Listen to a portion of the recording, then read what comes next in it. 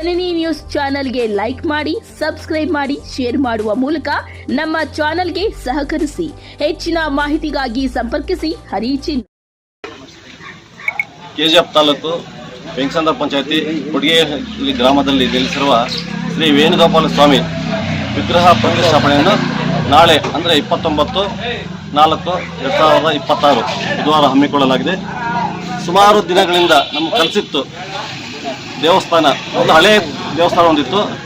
ಕಾರಣಾಂತರಗಳಿಂದ ಬೀಳುವ ಹಂತದಲ್ಲಿದ್ದ ದೇವಸ್ಥಾನ ಕೆಡವಿ ಎಲ್ಲ ಗ್ರಾಮಸ್ಥರ ಸಹಕಾರದೊಂದಿಗೆ ಅದರ ಜೊತೆಗೆ ಸುತ್ತಮುತ್ತಲಿನ ಗ್ರಾಮಸ್ಥರು ಸಹ ದೇವಸ್ಥಾನಕ್ಕೆ ಹಲವಾರು ರೀತಿಯಲ್ಲಿ ಕೊಡುಗೆ ನೀಡಿದ್ದಾರೆ.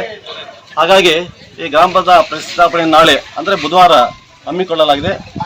ದಯವಿಟ್ಟು ಕೊಡಿಗೆಹಳ್ಳಿ ಗ್ರಾಮಸ್ಥರು ಹಾಗೂ ಸುತ್ತಮುತ್ತಲಿನ ಗ್ರಾಮಸ್ಥರು ಎಲ್ಲರೂ ಸಹ ಆಗಮಿಸಿ ಆ ಸ್ವಾಮಿಯ ಆಶೀರ್ವಾದ ಪಡೆಯಬೇಕಾಗಿ ಈ ಮೂಲಕ ತಮ್ಮಲ್ಲಿ ವಿನಂತಿಸಿಕೊಳ್ಳುತ್ತಿದ್ದೇವೆ. ಜೈ ಹಿಂದ್, ಜೈ ವೇಣುಗೋಪಾಲ ಸ್ವಾಮಿ, ಕೊಡಿಗೆಹಳ್ಳಿ ಗ್ರಾಮಸ್ಥರಿಂದ.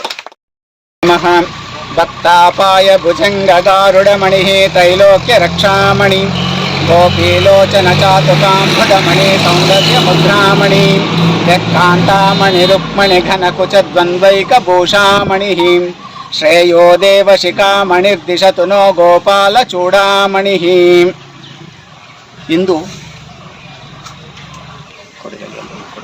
ಕೊಡಗಳ್ಳಿ ಗ್ರಾಮದಲ್ಲಿ ಅನಾದಿ ಕಾಲದಿಂದ ನೆಲೆಸಿರತಕ್ಕಂತಹ ಶ್ರೀ ರಾಧಾ ರುಕ್ಮಣಿ ಸಮೇತನಾಗಿರ್ತಕ್ಕಂಥ ವೇಣುಗೋಪಾಲ ಸ್ವಾಮಿಯ ಪುನರುಜ್ಜೀವನ ಜೀರ್ಣೋದ್ಧಾರ ಪ್ರತಿಷ್ಠಾಪನದ ಕಾರ್ಯಕ್ರಮವನ್ನು ಪಾಂಚರಾತ್ರ ಆಗಮದ ಪ್ರಕಾರವಾಗಿ ಪ್ರಾರಂಭಿಸಲಾಗಿದೆ.